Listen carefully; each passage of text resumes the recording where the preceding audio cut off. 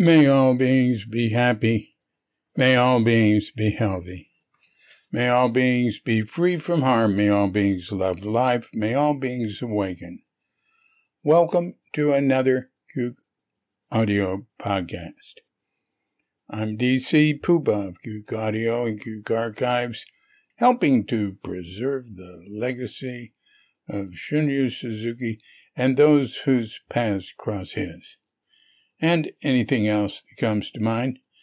I pray that you and yours are safe and comfortable, free from economic hardship, and able to get out and do whatever it is you want within the limitations of the universal precept of do as little harm as possible. Now, today we're going to have a guest, one Kelsang Tsogtor, whom some of you may remember as Van Vorheis. Tsogtor came to the Zen Center early on, was a student of Shunryu Suzuki. He's going to tell us how his path led to there, how it led from there to where he is now in Oaxaca, getting ready to start a meditation center there. He's been teaching meditation in the Kadampa method. You can learn about it at kadampatradition.org. Kadampa, kadampatradition.org. So, as soon as we've had our pause to meditate, we'll give Tsogtor a call.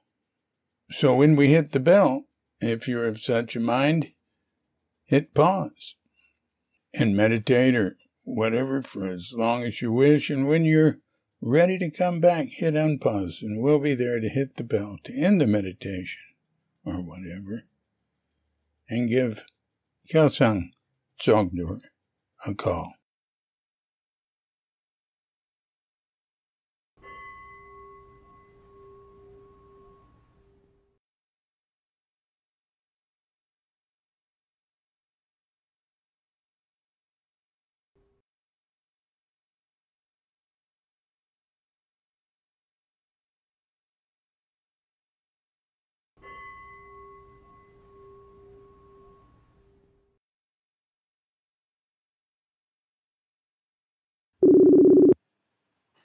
Hey, David. Hi there. Good to see you. Kelsang. See, it's good to see you too.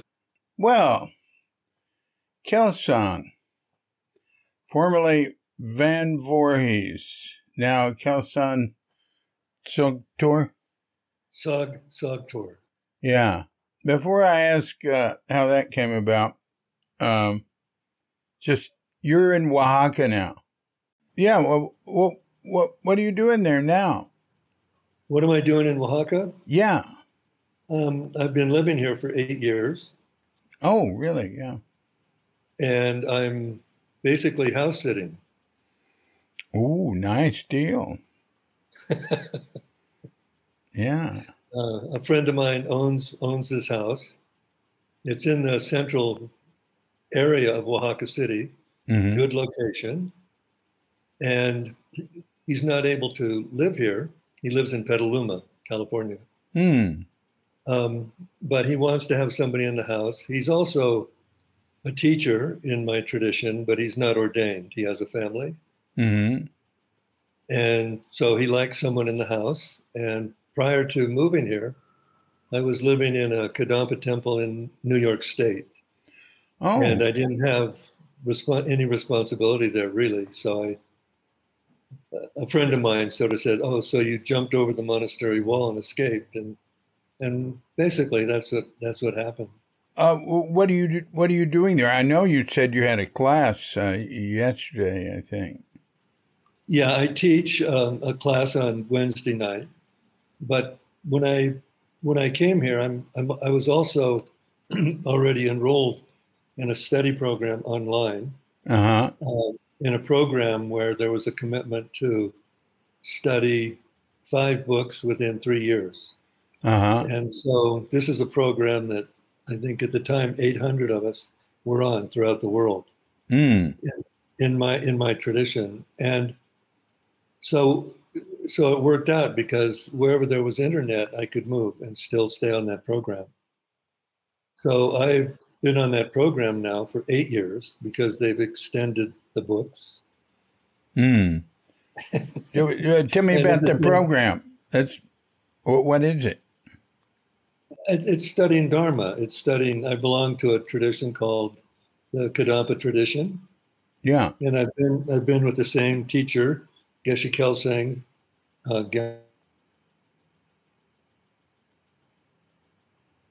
And so um, I've just been practicing under his guidance, along with many other people, and have watched this tradition grow and now become throughout the world an entirely new Buddhist tradition Mm. in the world. Tell me about it. Mm. What branch of Tibetan Buddhism is it? Well, it's not Tibetan Buddhism.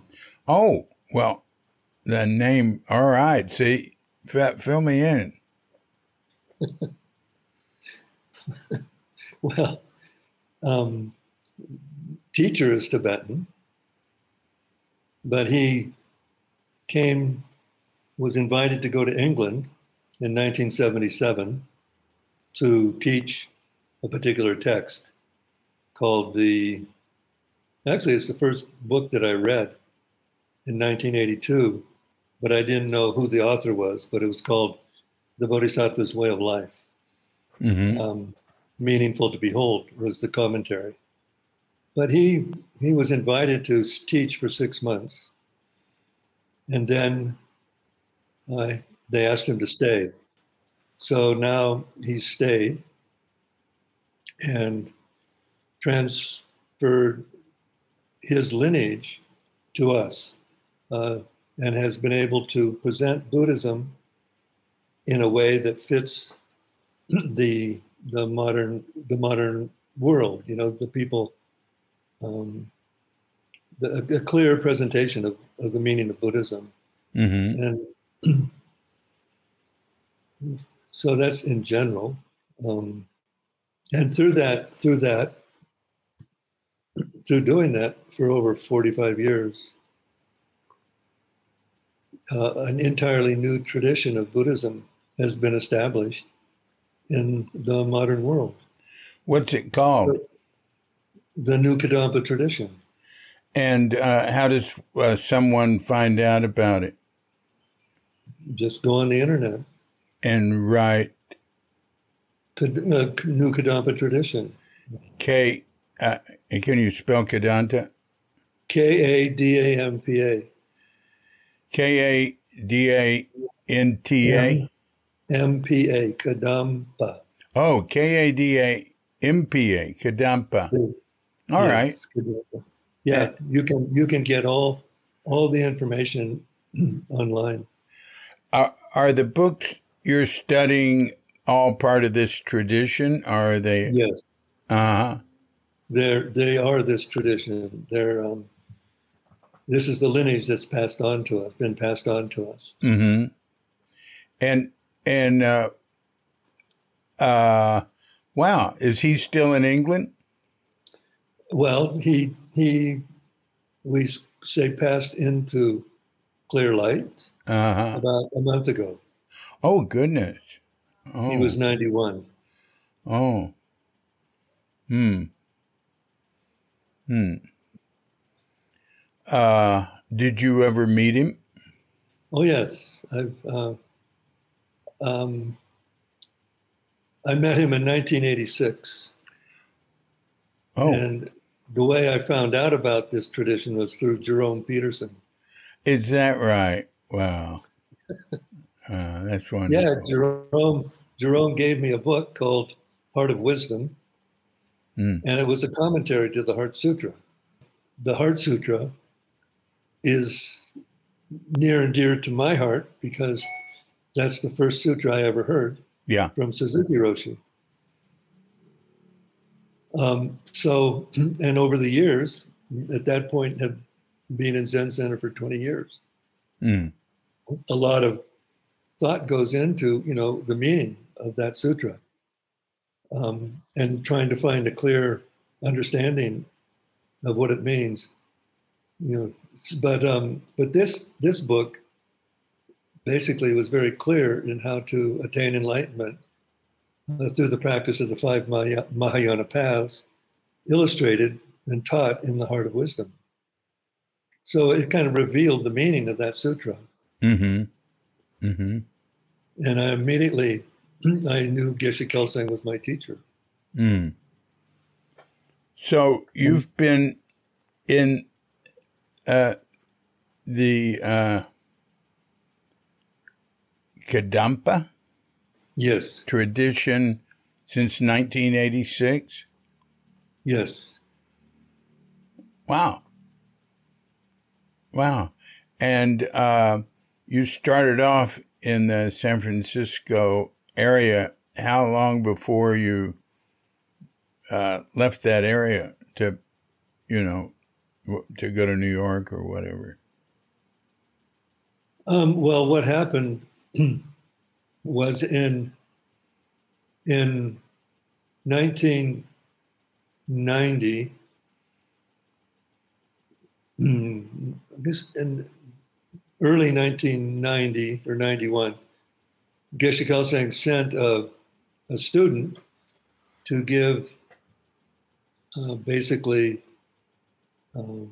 initial teachings in in the Bay Area, basically in San Jose. Mm.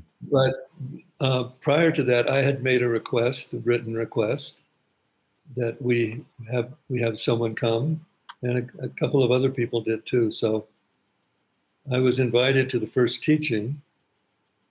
I was on the mailing list, and it was in San Jose, and I took two friends of mine, and I wanted to see if the clarity of Geshe Kelsang's teachings could come through another person. That was my thinking. Yeah. And I knew within 5 minutes it could. And this was a young woman who was at that time 30, in their early 30s, Mm-hmm. and who had studied with him for 10 years prior to that. But then I asked her after the teaching, I asked her if she would consider giving teachings in San Francisco, because I basically didn't want to go to San Jose, in the middle of rush hour, Friday night. So she talked to Geshe Kelsang, and he said yes, and so she came, and I was living in Pacific Heights at that time in San Francisco. And she saw my apartment and saw a place where she could teach. So we started having teachings there. And we became actually the first center in the United States, Kadampa Center. Oh, is that right? Wow. Yeah. And so we did the kind of the basic work to get things started. Yeah. Yeah. So it was an exciting time. I was going through a divorce, and I had a son, Clay. Oh, my son is Clay too. Yeah, I know one of that. my two sons. Right. Oh, not many of them. That's great. So, but I had made a commitment to help work on, getting this center going. And, from my experience at Zen Center and all I knew, to commit yourself to something like that takes away a lot, takes away your ability to, that's the focus. So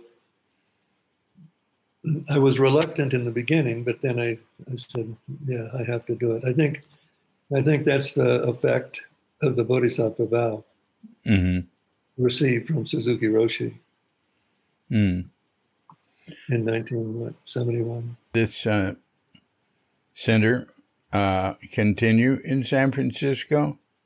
Absolutely. It's when I was the director and we were beginning, I went to England several times to receive teachings, but also to see how the centers were developing.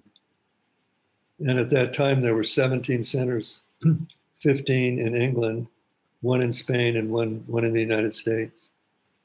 So I was there to learn how this was growing and how to develop a center, and at the same time to receive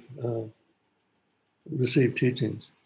So so I was the director of this center, and I had a girlfriend who didn't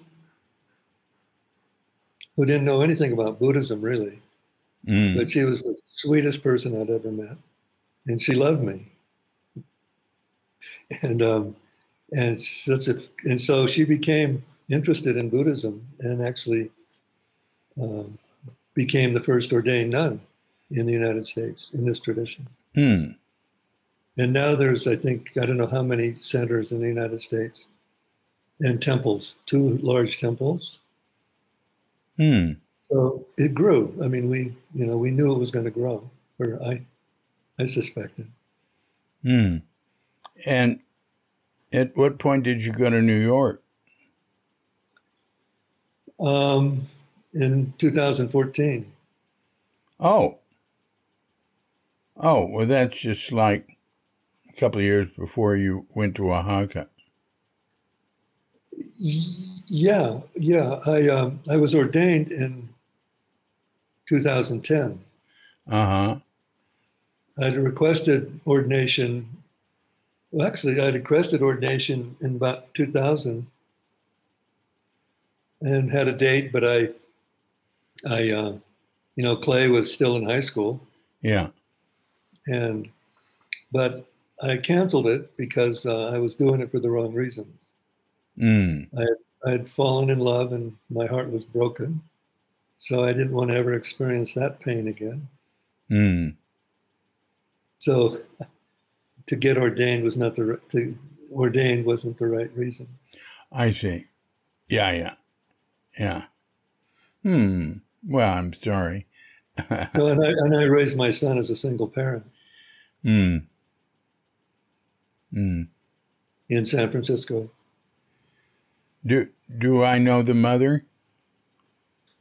Wendy White, Hmm. you were actually assisting Dick Baker when we got married. Wow. And the Yeah. same is true with Cheryl Hughes. Uh. Well, you didn't get. I was. I was at Cheryl. I was at your wedding when you married Cheryl too. Yeah, you were assisting Dick Baker.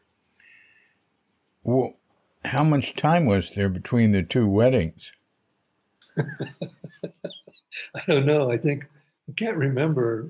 I think Wendy and I were married, I don't know, around maybe 1983 or 84. And Cheryl and I were married in, I think, 1976. I was, Cheryl and I both lived in, oh gosh, she has another name, Diana Hart, in Sebastopol at the same time. Are you ever in touch with her? No, no. It ended badly. Oh, oh. And you had a daughter who died too. Well, that was Cheryl's daughter, Yeah, but I kind of, she asked me to be there at the birth, yeah. and there was clearly a connection between me and her name was Eon, Mm, and yeah, that was tragic. Huh. I know, and yeah, and I actually, Bill Kwong asked Cheryl and I if we wanted to move to Genjoji. It was just starting out, Yeah. and so we said yeah because I wanted to be part of Zen Center, but it just didn't seem to be happening. Mm-hmm. Because I had asked Katagiri Roshi to ordain me. Hmm. And he said he would, but I would have to go to Minneapolis. Yeah. But I grew up in San Francisco, so that was, and also I knew that he wasn't part of Suzuki Roshi's lineage, Yeah. which I felt connected to. Hmm. So there was so Bill asked us if we wanted to move to his new community on Sonoma Mountain. So we did that. Mm. I had to build a house. Oh, how was that? It was in the time of handmade houses, Yeah, using all sure. I've done recycled it. material. Yeah. Yeah. I lived the next ridge over for 8, 9 years with John Tarrant. Really? Yeah. That before, that was like 2003 to 2011. Yeah. I just lived in his barn. He was very generous. We were good friends. And it was great. I took care of his place. And I went over to Ginjoji every now and then for ceremonies, say hello. How did it work out for you at Ginjoji? Well, I, you know, thinking, that I was doing everything right, and in my practice, and in my kind of like motivation. Mm-hmm. But I started getting ulcerative colitis and migraine headaches, Wow. and I couldn't retain food, and also I was really angry, and I didn't know why. Mm. And so, um, so Cheryl had to experience that, not physically, but intense. But I was, I didn't know what was happening to me, um, and I was losing blood, and I couldn't retain food. Wow. I was like, I think 26 years old or 25 years old. Hmm. And so she got together with John Thorne, Yeah. and she, she, she told me there was something wrong with me. Yeah. And it was the worst thing that I could have ever imagined experiencing, because I found out later through the help of Leon Siegel. Do you know that name? Who? Leon Siegel. Uh, He's he was part of the Charlotte Silver Sensory Awareness oh, yeah. group, Yeah. and so he was a member of Genjoji, and he asked me if he could help me because I was trying everything, and he did, and through sensory awareness and him asking me questions, I could see that I had vowed never to get married because of the painful experience of my parents' divorce. Oh. And so I completely forgot about that, feeling secure and, Buddhist family, that it was tearing me up inside. Huh. And when I saw that, I saw the cause, both went away. But it was too late. I mean, it was just the karma was too late. Cheryl and John were together, and I experienced the same pain I experienced when I was younger. Hmm. However, your health improved, Yeah, and you could see clearly what the cause was. You could see the damage it had done, but you could move, you could go from there. yeah, yeah. And I remember Eon, Cheryl's daughter. I was her father by my. I remember her saying when I left, "Who's going to take care of me?" And it just broke my heart. Because marrying Cheryl through my own motivation, I mean, my own motivation was to create stability, Uh-huh. you know, but that didn't happen. Hmm. Hmm. So that was how it was for me at Gensochi. Hmm. Sitting Tangario, doing the practice. But, and then I moved back back to Green Gulch.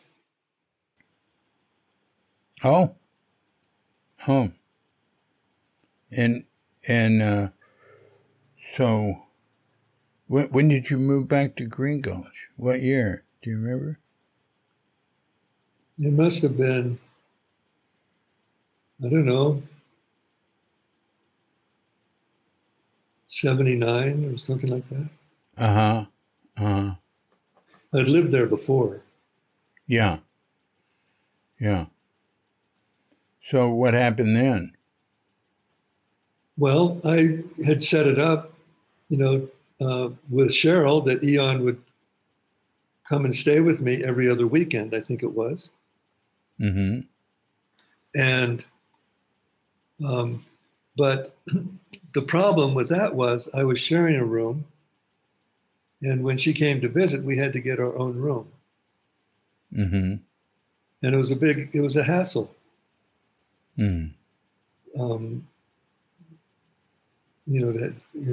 working through, I don't know, the different committees or whatever.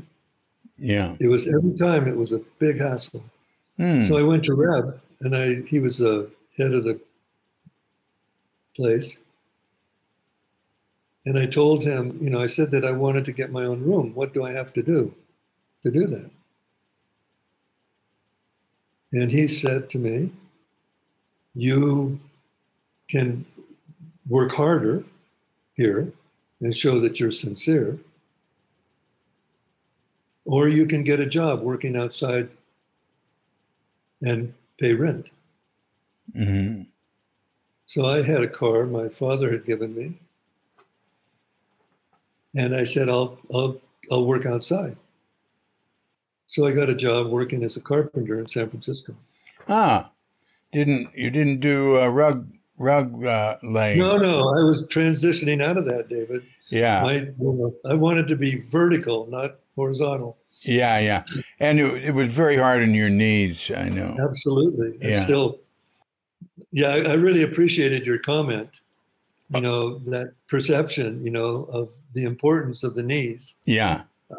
for someone who's sitting. And I still suffer from those injuries. Yeah.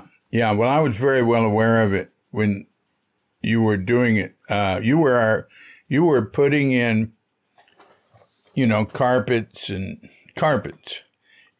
San Francisco when we got that Page Street building. I know. Anytime somebody needed a carpet or something, I mean, did all the rooms have carpets, or I don't remember.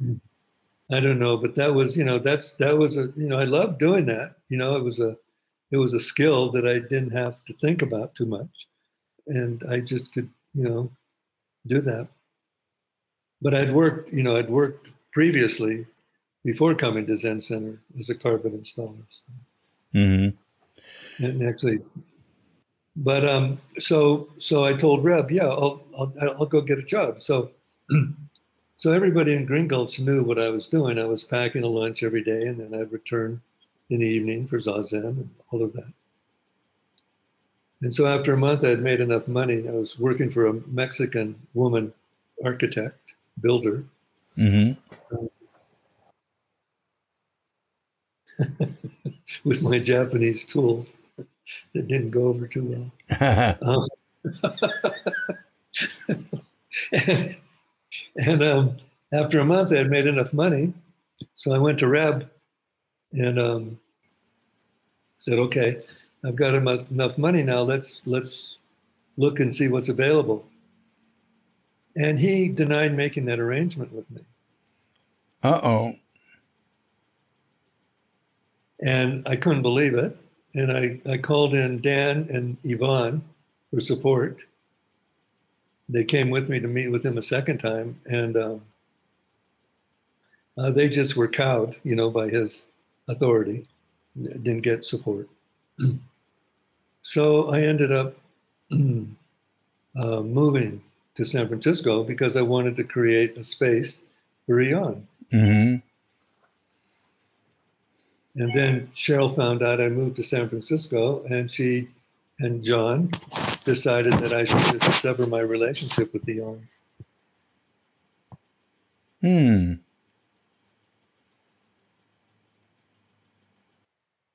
So that was, I couldn't look at another child for 3 years after that. Yeah. Did you have any relationship with her after that? No. Even up to now? Well, I was always hoping that when she turned 18, she would, look me up. We were very close. And what happened was the first night she was in San Francisco, after turning 18, she was murdered. Oh, right. Right. Mm. So that's, that it's taken me a long time to get over my resentment. And towards Reb. And finally I knew, it was killing me. So I made an appointment with him. And I told him, I explained and went over what had happened. And he didn't say a word. And I got up and I left, and I was free of that resentment. You seem to be doing really well now, and you were always a sincere, serious practitioner. That's pretty impressive. Anyway, that you went and saw Reb like that and did that. Because that's hard. That's like going against the grain there. No, but I've learned to do that. Yeah. And also, I never told Cheryl the reason why I moved to San Francisco. And because I think I was just too, just this sense of failure was so strong. And embarrassment, to be treated like that. So it was already bad enough, with her. And also, I was just thinking, anticipating that this might come up in our conversation, that just how much I really loved her, and how, my relationship was with the child, but, also with Cheryl. Yeah. And just not being, having that kind of maturity to be in a relationship, and not knowing why I was so angry and bleeding to death, basically. Yeah. Wow. Well, let's move further back. You were born in San Francisco? No, I was born in Reno, Nevada. Aha. And but you grew up in San Francisco, or you grew up? How did that work out? Well, I moved to San Francisco in 1960 with my mother and my sister. My mother and father were divorced a couple of years earlier. 1960. What were you? How old? 15 or? I was 14. 14. And I was in the 9th grade, and we called it back then junior high school. Right. I mean, yeah. And it was we moved in with my mother's parents, and we lived on Fifth Avenue in the Richmond district. Mm. And over the previous years, we had come to San Francisco and visit my grandparents. And there were 5 boys my age on that block that I knew from a very early age. So, when I moved, I was just sort of accepted and part of the gang, or not gang, but yeah, but very innocent at that time. Mm-hmm. So what happened? How did things evolve? Well, my mother got a job as a legal secretary downtown. And after living with my grandparents, I guess it was about a year, when I graduated from junior high school, I went to we got our own apartment a block away from the high school my sister and I were going to attend, Washington High School. Mm. And so my 11th year started. No, my 10th year started. I did okay. In my 9th grade, I did really well. I think I was a straight A student. Mm. But in the 10th grade, it was a whole new situation, new friends. A lot of the friends that I grew up with, we all went to Washington. But at that point, everybody's beginning to kind of split apart. But I'd maintained close friendships. And by the time my 11th grade, in the 11th grade, I had was only going to 2 classes, a gym class and a history class, because I liked the teachers. Wait a minute, you were only going to 2 classes? How do you get away with that? Well, I forged my report cards. Oh, I see. My mother's a single parent. She's not around. I have no parental guidance really at all. And or any other kind of guidance. And so, yeah, so so by the end of the 11th year, they found out, both the school and my mother, and they gave me the choice to either quit school or get thrown out, to be expelled. Mm-hmm. So I chose to quit. And I was 17.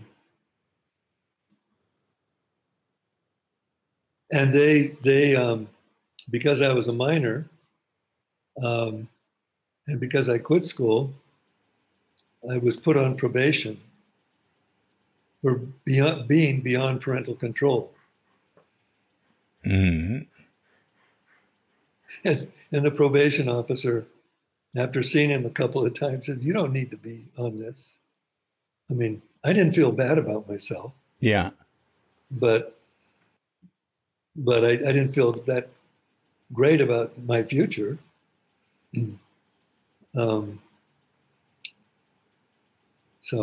But yeah. But then I started working. Oh, they told me to take, at that time, people like me, were encouraged to join the Army. Oh, yeah, right. And so I had to they suggested I take the pre-enlistment test, written test, and I failed it. Yay!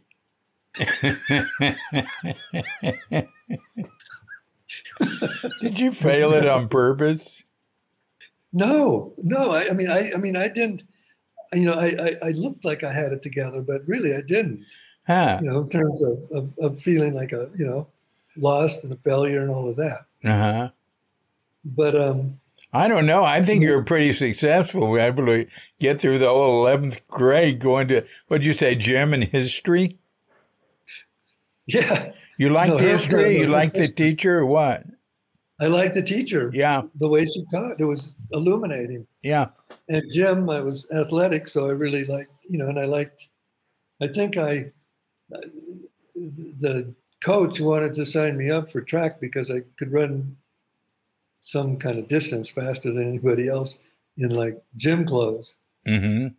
Um, but at the same time, you know, just I had friends, and we did things together. And I remember the first time I smoked pot. I mean, this is San Francisco now, in 1965, Mm-hmm. 64. I remember the first time I smoked pot. We split a little matchbook, an old like 53 Mercury stuffed with guys, Uh-huh. smoking pot. And we went down Judah Street underneath the Great Highway in a tunnel. Had to walk, and I got lost in the tunnel. And so I didn't really, it didn't really do a lot for me. But drinking was also, very much a part of the experience. Yeah, I'm sure. My father is an alcoholic. Mm. Turns out my mother is an alcoholic. Mm. She remarried an alcoholic. Mm.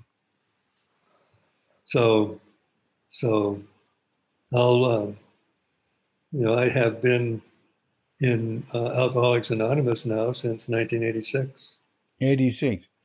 Um, most my or a great number of my friends here in Bali are 12-step, and Katrinka runs meetings, and I don't go to meetings, but I haven't had a drink since, I don't know, 2004. Because being with her, she's my program. But anyway, yeah. I really appreciate 12-step, Alcoholics Anonymous, NA. Yeah, yeah. Well, that's a mutual friend who reconnected us of Katrina's, Katrinka. Jeffrey. Jeffrey, Um, the wild man. so, at that time in San Francisco, all the alternative lifestyles were kicking in, and the hippie era was beginning. Yeah. And I had all kinds of friends who were doing different things. I actually knew Tommy Dorsey before he ever came to the Zen Center. Is that right? Yeah. When he was living in the Haight? Well, no, he was living in a commune on California Street in Oh, Arguello. I thought they were in the Haight with Mickey and that whole crowd. Yeah, no, that was on Cole Street, or there's another house on Page, but no, that family first started out in this commune around the corner from my house, and they used to take care of my cat when I became a merchant seaman as an alternative to the service.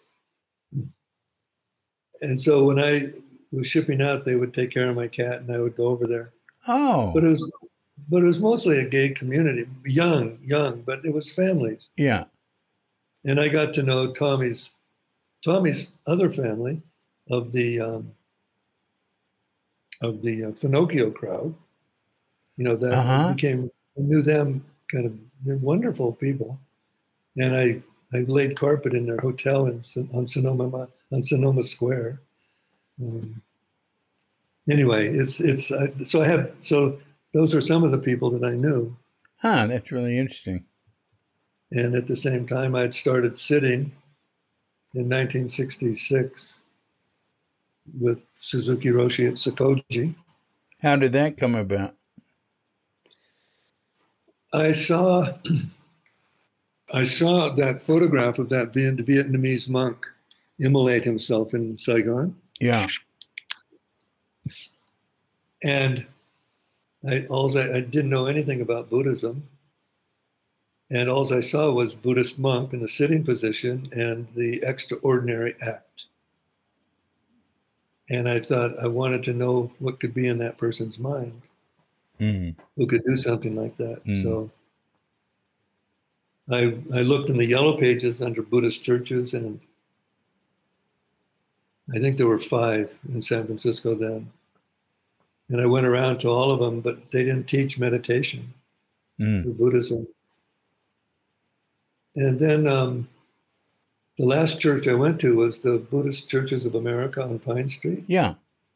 And the priest there told me that there was a Japanese teacher teaching Westerners how to do Zen meditation. Yeah. Maybe it was So Ogui who you talked to. So I just so clear in my. So I walked down and around the corner to Bush Street. Yeah. And knocked on the door of Sokoji. And Yvonne was sitting at the bottom of the stairs. She was reception. And I just asked about, I was told that there's someone teaching meditation here. And so I went up, she called up to Suzuki Roshi, and I went upstairs, and he said, what do you want? What do you want? I said, I wanted to learn about Buddhism and about meditation. He sat me down on the cushion, and I can still feel his hand on my back, adjusting my posture. And then that's how it began for me. I started sitting and walking from Arguello, where I lived. So, but I was also dealing with being drafted too. Oh, because you didn't stick with the Merchant Marine. No, that was alternative service. I was drafted, but I was deferred for 6 months because of physical reason. They gave me 6 months to correct it. And I waited 5 months and 3 weeks and 6 days and went in and had a minor surgery.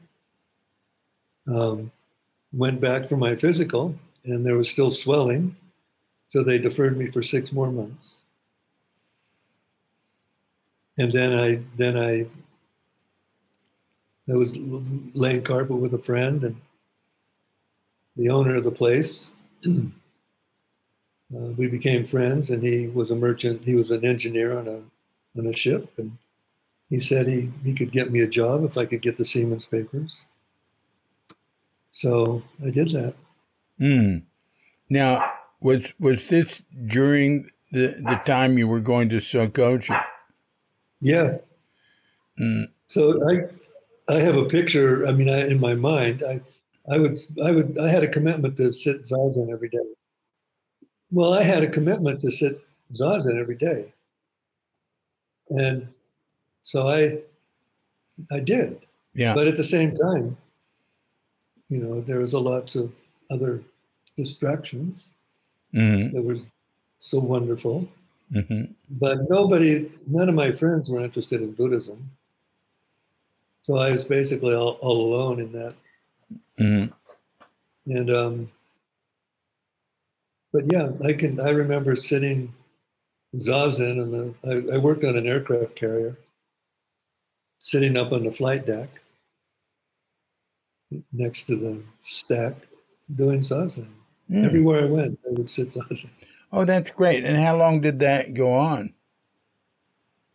Well, we went to Vietnam, and we basically delivered light aircraft and pineapple juice that we'd pick up in Hawaii, and then go to the Philippines, and then to Vietnam, different harbors, different places in Vietnam, and come back.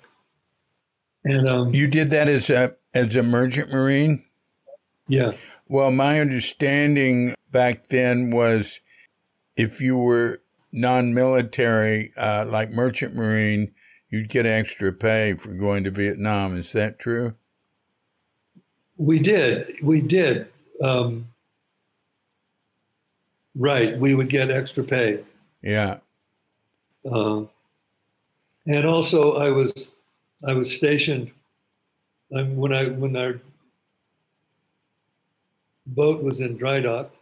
I was also working on a troop transport that was at Hunters Point in San Francisco. So I kept my apartment and at the same time got paid uh, extra for what do they call it? Accommodation, Yeah.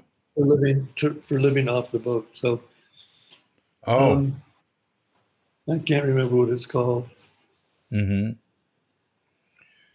Did you ever talk to Um, Jerry Fuller about any of that? Because he was Merchant Marine. no, I never did talk to Jerry about that. I didn't know he was. Oh, yeah. Oh, yeah. That was a big part of his life. Wow, that's interesting. uh, But yeah, yeah, and then I went to what I you know I,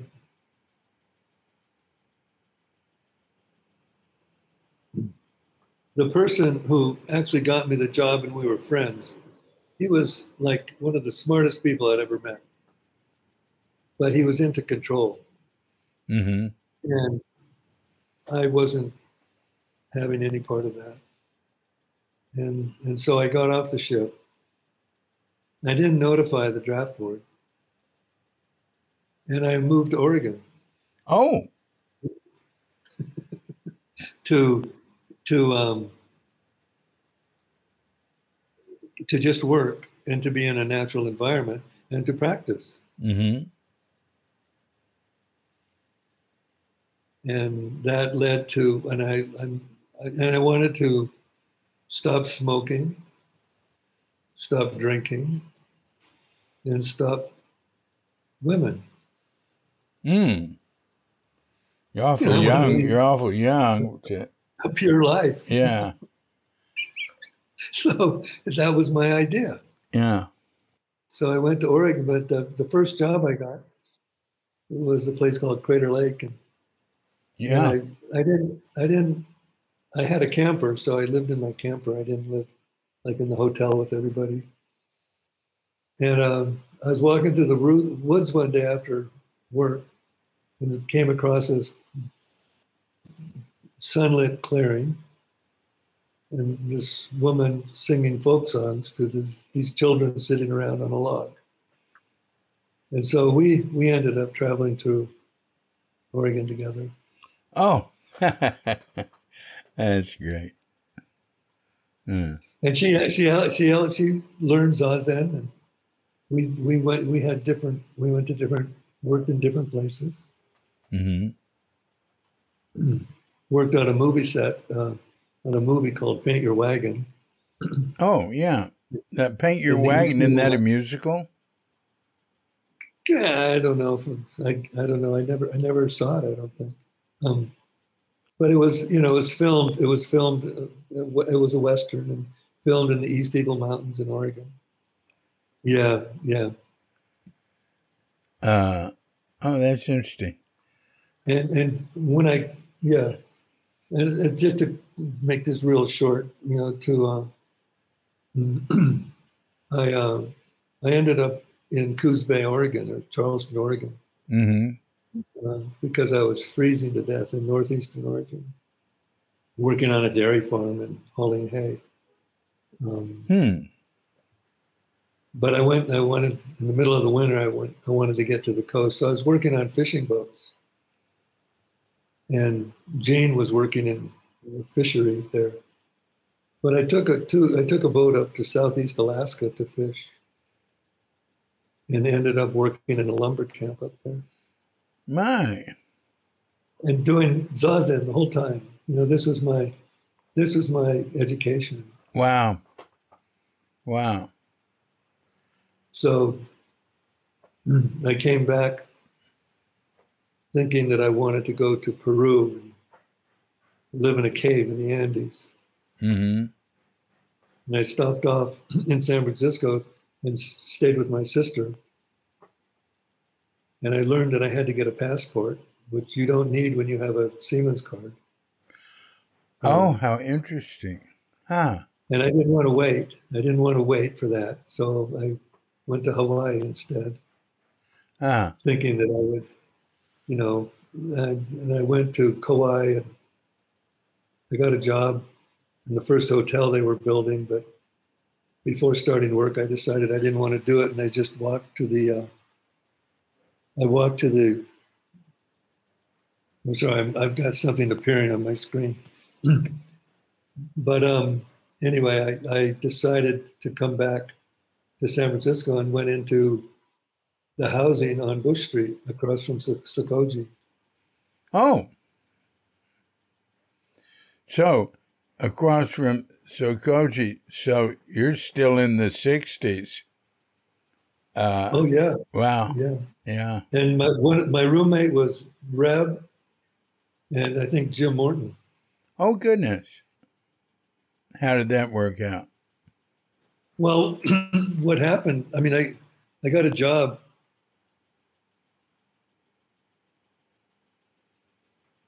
I got a job at Heald's bookstore. Which bookstore? Heald's bookstore. It was a law bookstore on Van Ness. So that was the way my income, and then you know becoming part of the community. Um, but then we moved to Page Street in 1969, and Yeah. that was me and I think two or three other people were the first ones to move into that building. Well, let's see. There was Nils. There was Ananda. There was Jack Weller. And Renee Pate. Oh, Renee was an early person there. I forgot. And you were there. Wow. Jack Weller and Bob Halpern was there. Yeah, I know Bob, but I don't remember him there. But, Well, he was there for some part of it. I know. yeah. And Jack Weller was the first person. Oh, that's interesting. So you were there. All right, go on. Then Suzuki Roshi and Okasan moved in, and people started filling up the building. Yeah. And the work on the Zendo was taking place. Yeah. And I was, my sister gave me an old pickup truck, and so I went back to carpet installation. Mm-hmm. And I was working as a subcontractor, working for two companies that I'd known. And then doing whatever I could to help out Zen Center. And at the same time, have a commitment to study and practice. Yeah. Yeah. Well, what about your relationship with Suzuki Roshi? Do you have any memories of that or anything to? I didn't know anything about Buddhism and nothing about Zen Buddhism, but I in shipping out, and I remember I'm up in northeastern Oregon working on a dairy farm in the middle of winter. I have my own house, and I remember burning all my Zen books in a 55-gallon drum, thinking that you don't need to depend on words or letters. So there was a big effort to read everything I could get my hands on. So I mean, when everybody's sort of in college, this is what I'm doing, and it's a very different. It's taken me years to understand that a college institution. These have their own cultures, and you're learning things, and I didn't have that experience. So, but I always wanted to learn, and I always felt because of my experience, everybody was equal. I didn't. Equal in terms of their intention to. Sounds good. Sounds good. And but I learned that I have my experience was not the same, So naturally, I'm going to, I think differently. Mm-hmm. But I remember when I met Geshe Kelsang, one of the first things he said to me, he said, "You have a good heart." Mm. And by that time, everything in my life had been just a complete failure. It seemed, but I think now in hindsight, the Bodhisattva vow is indestructible, Mm-hmm. indestructible. Mm. But so Suzuki Roshi, I was able to be his driver Mm-hmm. for a while, and I would have tea with Okasan in their kitchen, Mm. uh, and I was able to be with him a little bit when Yvonne was taking care of him before he died. Mm. But I didn't really know. I mean, I just knew I was. I didn't even know I was with a special person in a sense. But he did represent uh, the meaning of a bodhisattva. Mm. Other than that, I didn't. And then to learn about what is a bodhisattva. Mm-hmm. But I didn't think of him as a bodhisattva. You think of him as a roshi, a teacher steeped in this tradition of student and teacher relationship. Mm-hmm. Mm-hmm. And I wanted him to ordain me too. When he was ordaining people before he died, Mm. I was going to request ordination. Mm. Yeah, so I have you know, incredible memories of that time, and especially both Page Street and Tassajara. Mm-hmm. Well, let's hear. What? Let's hear some of those incredible memories. You know some of those memories, David. Huh? You know some of those memories. We were there at the same time, Yeah. and it was, I felt because I hadn't been in an institution. I had been out in the world, Yeah. and in a way, I thought I didn't really have a childhood because from a very early age, I was always relating to adults Mm-hmm. in terms of working and all of that. And I grew up in Nevada, in Reno, where it's high desert, and it's just vast. And it's like the mind is free. Mm. It's an expansive space. Mm-hmm. So that's how my mind brought in all the images that I was experiencing when I Mm-hmm. was doing these different things, and then interacting with the people that were part of this incredible experiences. So when going to Tassajara, the natural beauty and the difficulty of the practice and the sit, for me, I couldn't even sit Indian style initially. I couldn't even, that I could never be a hippie because I could never sit Indian style. What's Indian style? Cross-legged.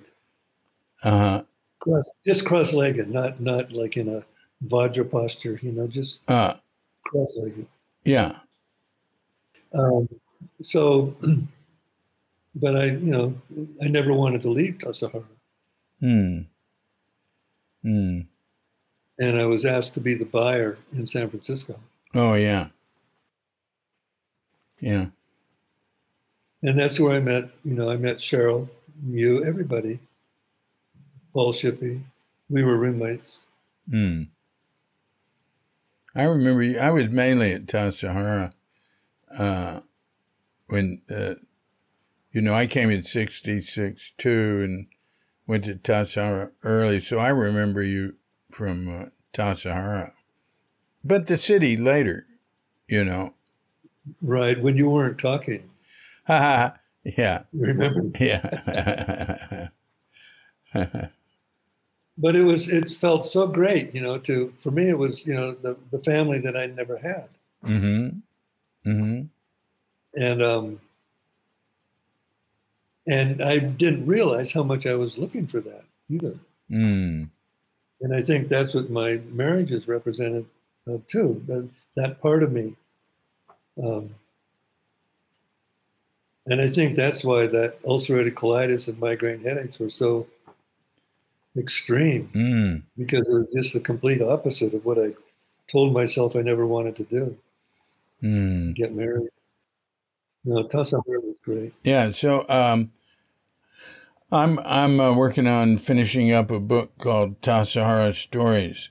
Do you have any highlight at Tassajara or anything you think would be a good Tassajara story?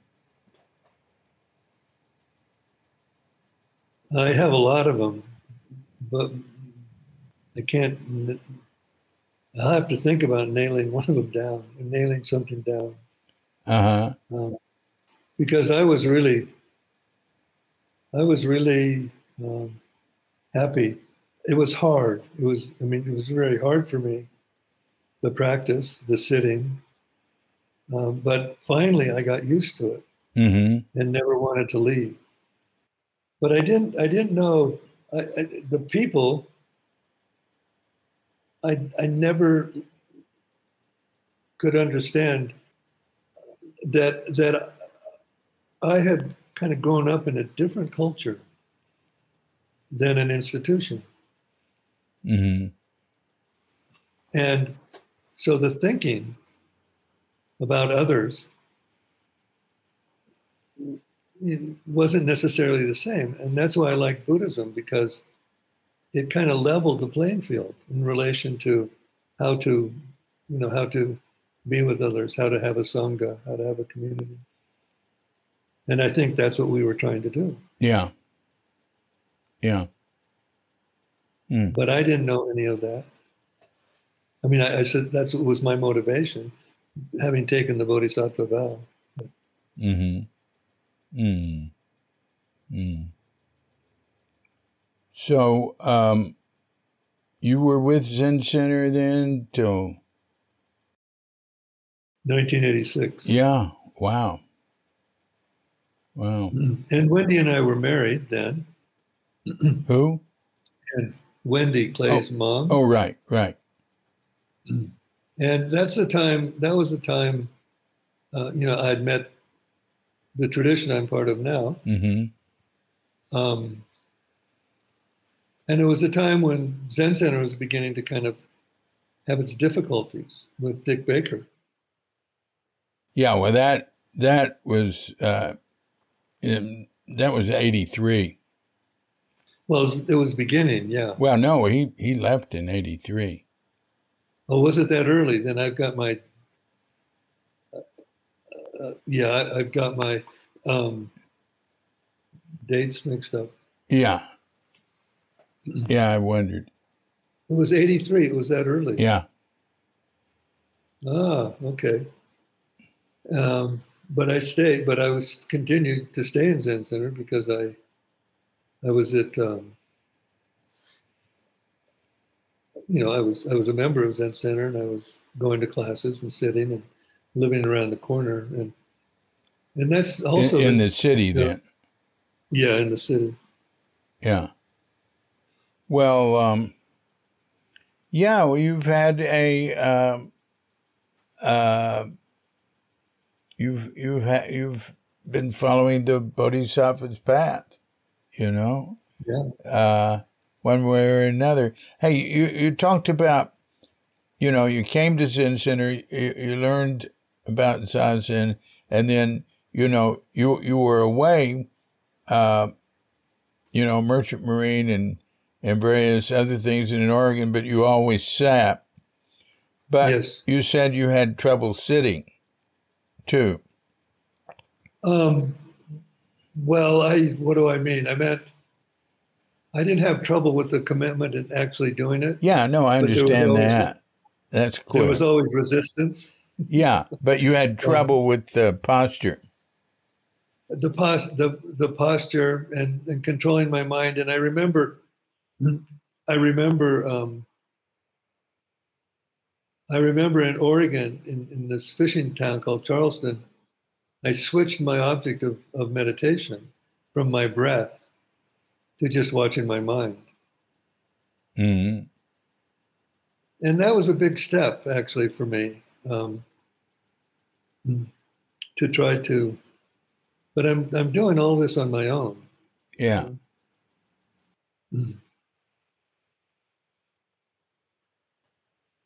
But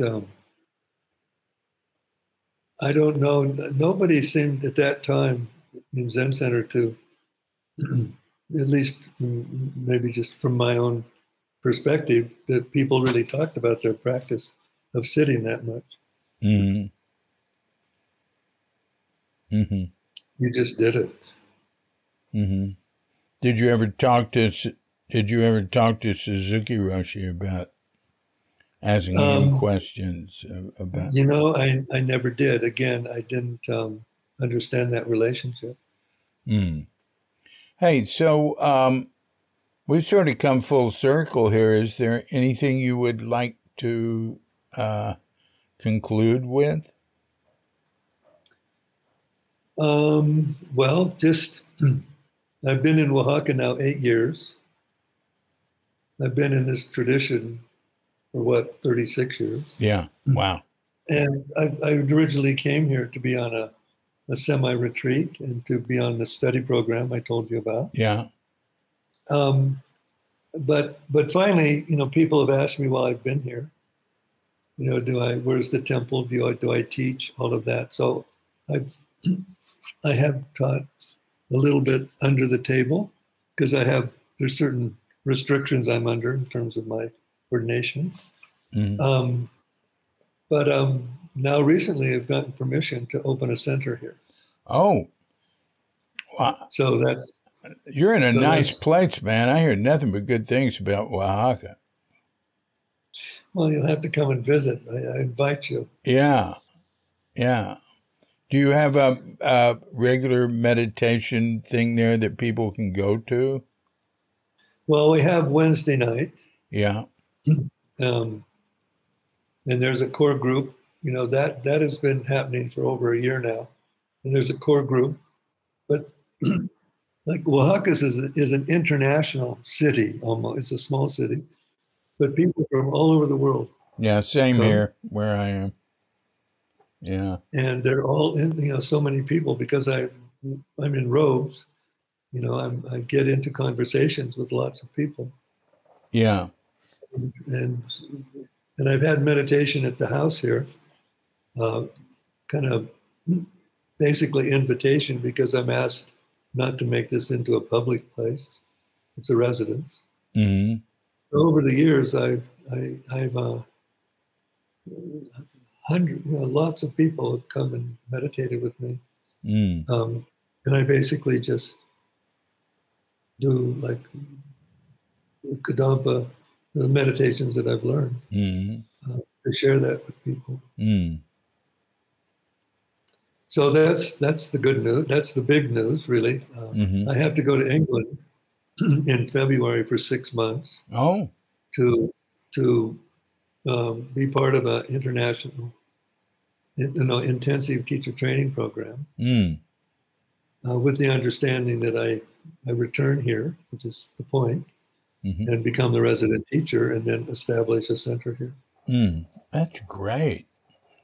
That's great. So it's kind of going back full circle to 1990. Yeah, I tell you, my wife will want to come. She what? My wife, Katrinka, she loves Oaxaca. I've never been there, but she's been here. Yeah, I lived in Mexico in '65 and some of '66 before I came to Zen Center.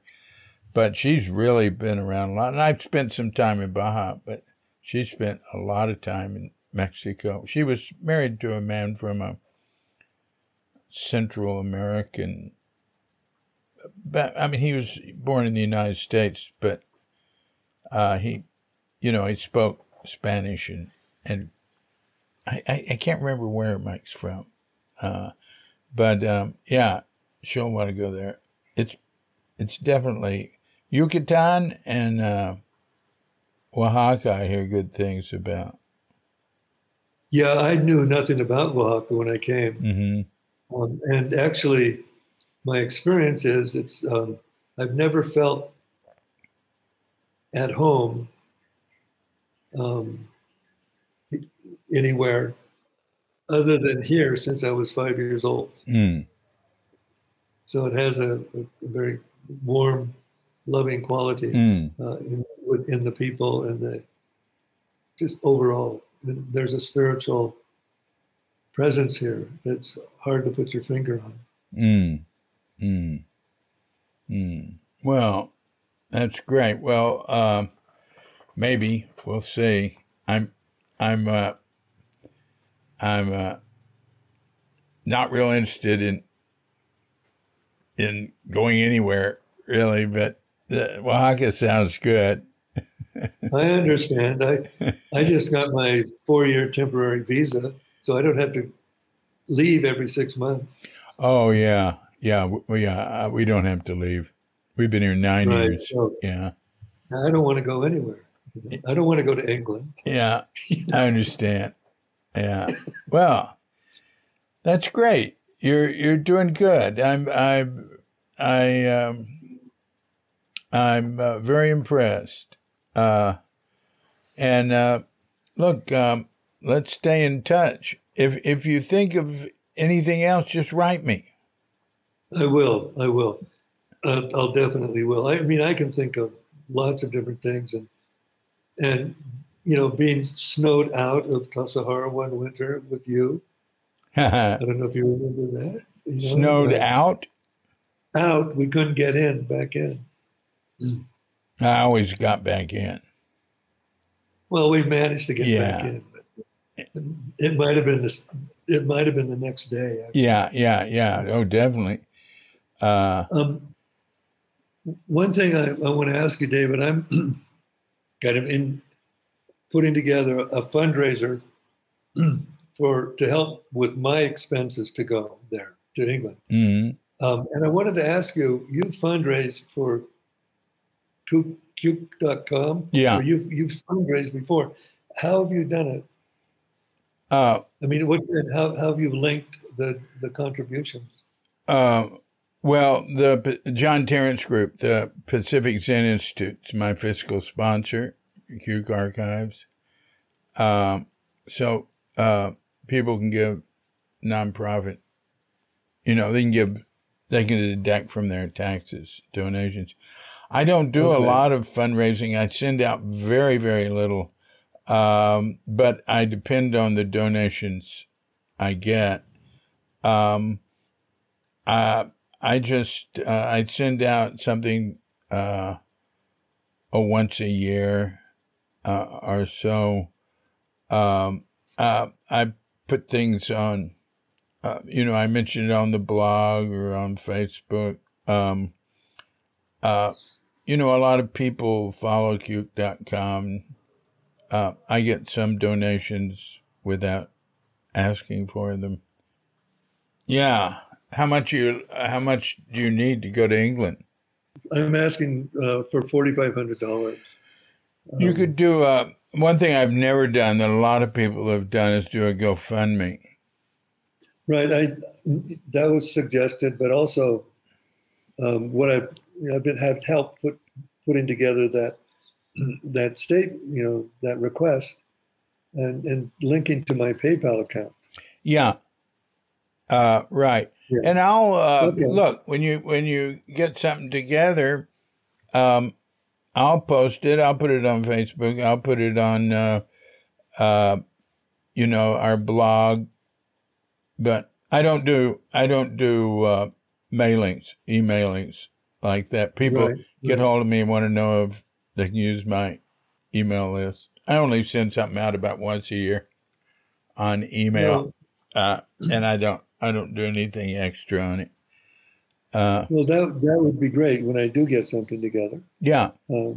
Because I think, for me, this is just an extension of what I learned from Suzuki Roshi and receiving the Bodhisattva vow. Yeah. And it's been a foundation for being able to practice here on my own. email? Or do we just do Facebook? See, give me your email address, because if you're writing me anything, it's easier for me to deal with it on email. Okay. Do you do email? I do. Yeah. Yeah. It's my. This is modern Buddhism. Right. You got to do email. But Tsogtor, WhatsApp. Do you do WhatsApp? Yeah. WhatsApp is so big in Asia. I mean, that's it. I mean, commercially with friends, everything is WhatsApp. They're very, very little phone calling. I know. America's less that way, I think. Like here, you got to have a WhatsApp. Everybody has a WhatsApp. You got to have a cell phone. Yeah. I mean. Oh yeah. I mean, to get WhatsApp. Yeah. Now there are very, very poor people here. Generally, you don't get much impression of that.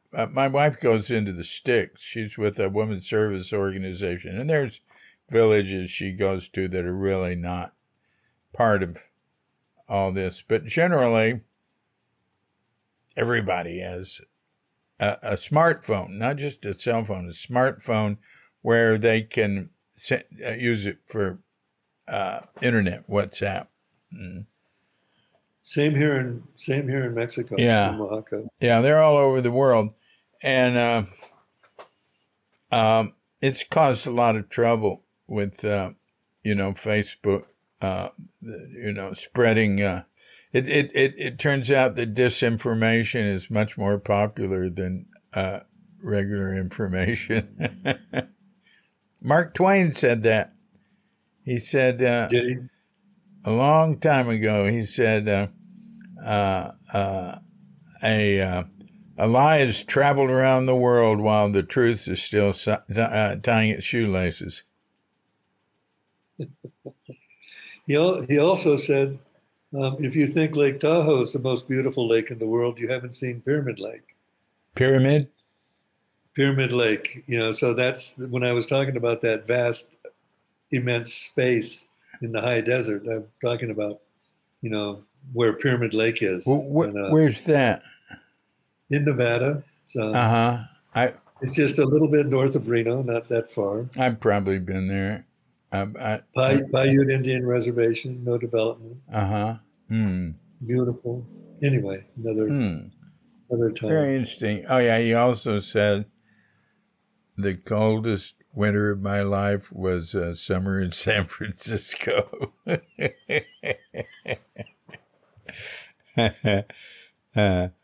All right. Well, my son Clay is born in San Francisco. Yeah. So he identifies very strongly with San Francisco. What's he up to? He's in a band. He's a musician, plays bass, and he's also a bartender. And where does he live? Just off of Divisadero on Hayes. Lives with his girlfriend.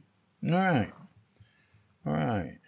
Well, God, it's good talking with you, Kelsang.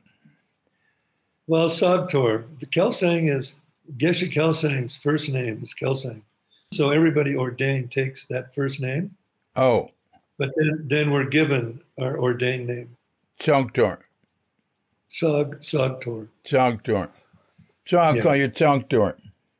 Tsogtor, yeah. That's harder to say. Tsog. Do you want my email, David? Why don't you just put it in a Facebook message? That's right. Yeah, we have that option. Okay. Yeah.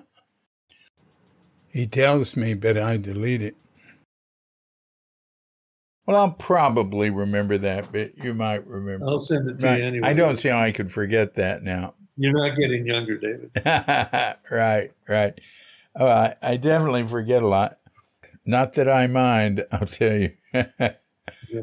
I think you're about 2 years older than me, aren't you? I'm 77.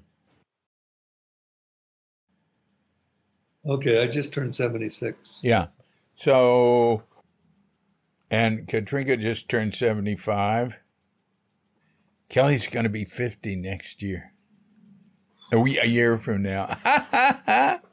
Isn't that amazing? And Clay is 31. Anyway, very good. Thank you for reaching out. Yeah.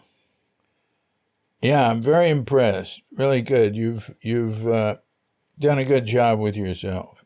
And also you've got a bright future. When I think about just the benefits, of opening a Dharma center for people, Yeah. incredible. All right. Very good. Thanks a lot. Tsogtor. From now on, you're Tsogtor. Tsogtor. Yeah. Okay. Take care. The name Suzuki Roshi gave me was Chosan Keido. That lay name, which meant, I think it means something like auspicious mountain enjoying the Buddhist path. Yeah, I can see that. At least the san and the do are mountain and path. Tosan Keido. All right. Very good. So that's never been untrue, no matter what has happened. Yeah. Well, you like you said, once you get on the path, you said it's indestructible. Yeah. What he said was, when the eyes of Buddhism get on you, you can't ever get away from them. And I wrote a thing about that. It's actually going to be in the Tassara Stories, if I ever get that published, because that's the Eyes of Texas is the theme song of the University of Texas. Everybody thinks it's the state song, but it's the Eyes of Texas are upon you. You cannot get away is the first line. So I go from Texas to Sokoji, and I hear the teacher say, once the eyes of Buddha, I think, wow, I've just moved from one set of eyes to another. Okay. And we can't get away. And we can't get away. No. Yeah. All right. Hey. All right. Well, thank you, David. Thank you. Very good talking with you. Good to talk to you. Bye-bye. Bye-bye. So thank you very much, Kelsang Tsogtor, formerly known as Van Vorheis. Very interesting, and I want to go to Oaxaca and check on the Kadampa method, which we can look into it at kadampatradition.org. Oh, I just tested that, and yes, that works, but then it goes to kadampa.org, and I tested that, and yeah, all you have to write is kadampa.org. One thing I'd like to make a slight correction. Tsogtor mentioned Field's bookstore, which was very important. Spiritual, psychic, New Age before the New Age bookstore on Polk Street, not on Van Ness, in San Francisco. So thanks, Tsogtor. Until we meet again in Oaxaca. This has been a Cuke Audio Podcast. I'm DC Poobah of Cuke Audio and Cuke Archives, coming to you from sleepy Sonor with Doggett, Bandita Feline Cuchita, guest Doggett, Boombu, otherwise known as Boombita. And soon, in a week, dear lovely Katrinka will return here from her adventures in America. And we're wishing you and yours and all of us a grand awakening.